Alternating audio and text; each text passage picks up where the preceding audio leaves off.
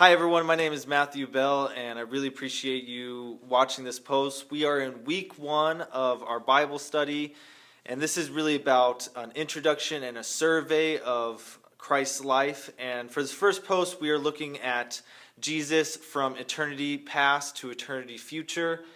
And our focus verse is going to be Philippians 2:5-8, and then also Philippians 2:9-11, because that's going to talk about the birth of Christ, his earthly life, and then his ascension. So before we start really looking into Christ's life, we kind of have to spend a little bit of time, recognizing what happened before he came to earth.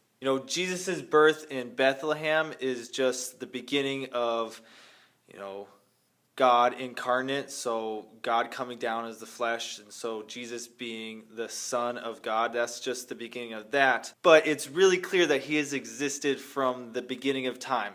He, meaning Jesus, God the Father, and the Spirit, they've all existed before this idea of time has really been created. They were there from the beginning. And then the Bible is pretty clear that Jesus will keep living on for eternity future. Okay, so let me walk you through this little diagram that I have here on the board.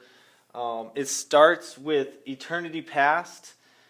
Obviously, Christ, he existed before the creation of the universe. And then when the universe was created, he was present. He was present during the Old Testament times. And then we get to the birth of Christ, where he comes to earth, he surrenders his glory, he comes down from heaven, and he walks with the people. And then we see his earthly life, and that's really going to be the focus of the rest of this series, the rest of this Bible study. And then at the end of his life, he ascends to heaven, he goes back up, his glory is restored, and then we see from the rest of the Bible in different spots what happens with the church age, the millennial age, and then the new creation, new heaven, and eternity future. So this is the full span of Christ's life.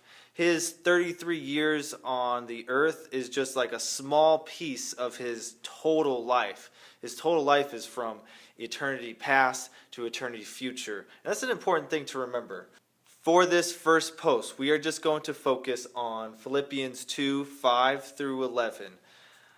Look at that. Look at Christ going from his throne to the cross, from the cross back to the throne, and ask yourself, what does that tell you about his purpose for his earthly life? Comment below, share your thoughts, and be ready to talk about this more in depth on Sunday at our Bible study. If you would like to dig a little deeper, you can do this in 2 parts.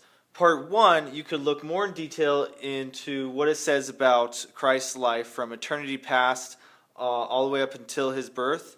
And then part 2, you can look a little bit more in depth of what it says after his ascension to eternity future. And I'll post, down below the key verses that you need to look at to go a little bit deeper. Thank you very much, and I really appreciate your time. Now go on and dig into your Bible, read it. Remember, you need to observe and then interpret and apply. So thank you very much. Appreciate it.